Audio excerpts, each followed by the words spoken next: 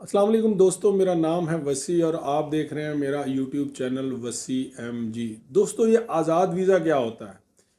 आप मुझे आज़ाद वीज़ा दिला दें, मैं वहाँ आगे जॉब कर लूँगा। आप मुझे कतर में आज़ाद वीज़ा दिला दें, आप मुझे सऊदी में आज़ाद वीज़ा दिला दें, क्योंकि आज़ाद वीज़ा जो है वो आज़ाद होता है और आदमी जो है अपनी मर्ज़ी की जॉब कर सकता है, वो जॉब ढूंढ सकता है, वो जॉब चेंज कर सकता है। जबकि जिनके पास कंपनी का वीज़ा होता है वो जॉब ढूंढ नहीं सकते, वो इतना चेंज नहीं कर सकते, वो आज़ाद नहीं होते। तो इसलिए मुझे आज़ाद वीज़ा चाहिए। तो इस तरह की बहुत सारी बातें मुझे सुनने को मिलती हैं और लोग जो हैं अक्सर मुझसे भी ये सवाल करते हैं और मुझे भी ये कमेंट कर रहे होते हैं कि मुझे आप आज़ाद वीज़ा दिलवा दें। तो ये आज़ाद वीज़ा क्या है, इसके क्या फ़ायदे हैं, इसके क्या नुकसान हैं, ये आज़ाद वीज़ा जब आप हासिल करते हैं ये कितने का आता है, इसका प्रोसेस क्या है, इस सारी चीज़ पे आज खुल के बात करेंगे ताकि सब लोगों की ये कन्फ्यूजन दूर हो सके कि आज़ाद वीज़े के फ़ायदे ज़्यादा हैं या कि कंपनी वीज़े के फ़ायदे ज़्यादा हैं।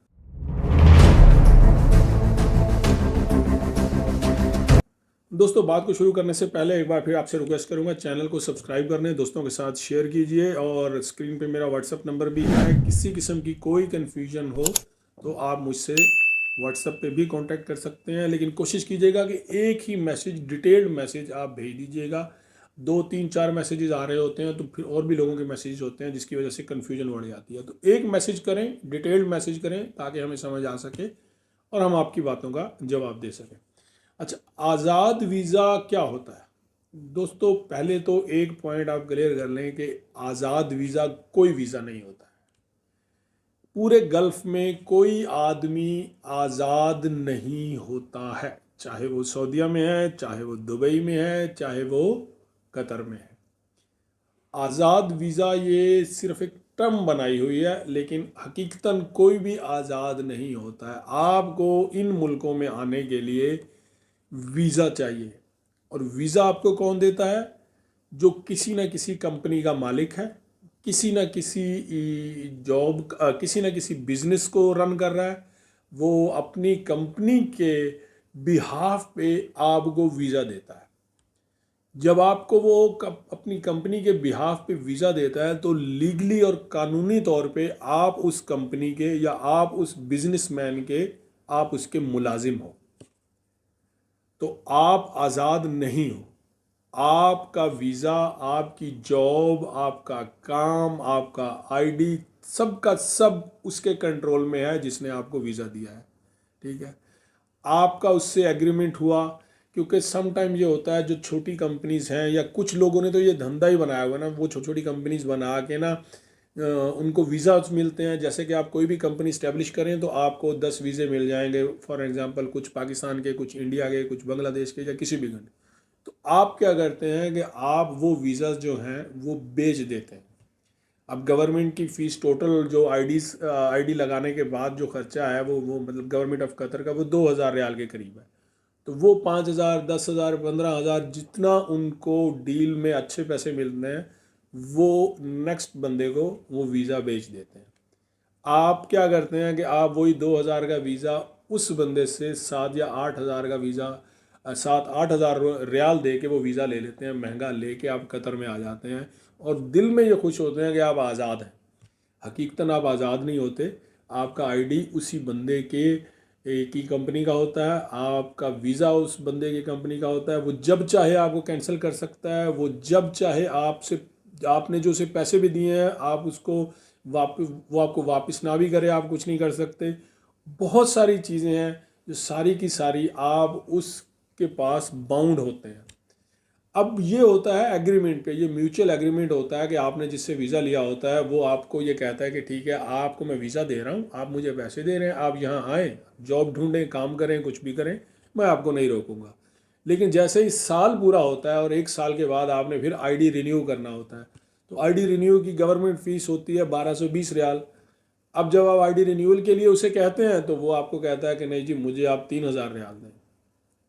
तो फिर आपको वहाँ पे भी ओवर चार्ज होना पड़ता है, आपको फिर पैसे, इसी तरह आपको हर साल पैसे देने पड़ते हैं। ये कतर में तो फिर भी थोड़े से कम है, सऊदीया में तो ये बहुत ज़्यादा है।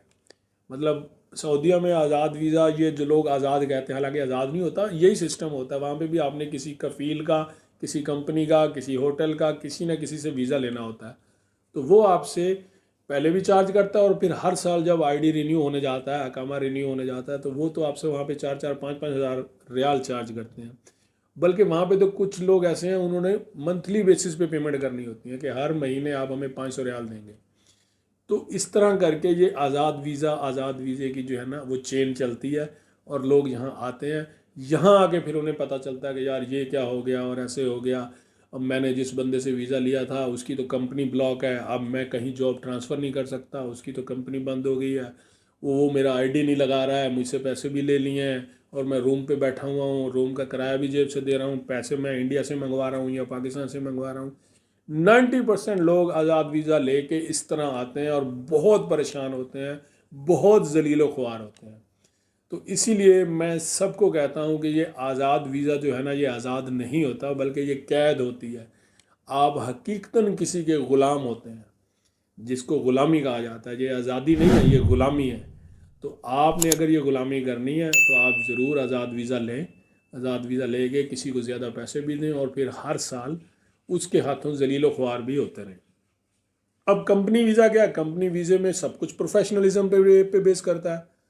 आपने किसी कंपनी ने आपको वीज़ा दिया है, आप चाहे इलेक्ट्रीशियन हैं, आप चाहे प्लम्बर हैं, या आप चाहे बहुत बड़े काम करने वाले कारीगर हैं, तो आपने क्या करना है? आपने सीधा आना है उस कंपनी के पास और उस कंपनी ने ही आपका वीज़ा लगाना है, ख़र्चा भी उसने करना है, 1 रुपया भी आपका खर्च नहीं होना। सीधा आके अपनी जॉब ज्वाइन कर लेनी है, आपको रिहाइश भी मिल जाएगी, आपको तमाम चीज़ें जो एग्रीमेंट के हिसाब से होंगी वो कंपनी आपको दे देगी और आपकी जॉब स्टार्ट हो जाएगी। जब 1 साल पूरा होगा, 1 साल के बाद कंपनी आपको इंक्रीमेंट भी देगी और उसके साथ साथ आपका आईडी जो है वो हर साल खुद ब खुद कंपनी रिन्यू करेगी, वो भी आपको टेंशन नहीं है। फिर वो आपको एयर टिकट भी दे रहे हैं 2 साल बाद या 1 साल बाद, जो भी आपका एग्रीमेंट होगा। तो अगर आप जॉब चेंज करना चाह रहे हैं किसी और कंपनी में, तो वो कंपनी भी आपको नहीं रोकेगी, ठीक है, क्योंकि कानून ये कहता है कि अगर आपने किसी के साथ भी 1 साल जॉब कर ली है तो उसके बाद आप ट्रांसफ़र ले सकते हैं, तो वो कंपनी आपको ट्रांसफ़र दे देती है। बल्कि कुछ कंपनी तो पहले ही ट्रांसफ़र दे देती हैं कि ठीक है भाई, अगर आपको अच्छी जॉब मिल गई है आप चले जाएं। तो प्रोफेशनल कंपनीज़ का, बड़ी कंपनीज़ का, या जो भी प्रोफेशनल लोग या प्रोफेशनल बिजनेसमैन या कंपनी वीज़े के, ये फ़ायदे हैं और ये लीगल रास्ता है और ये सीधा सीधा रास्ता है।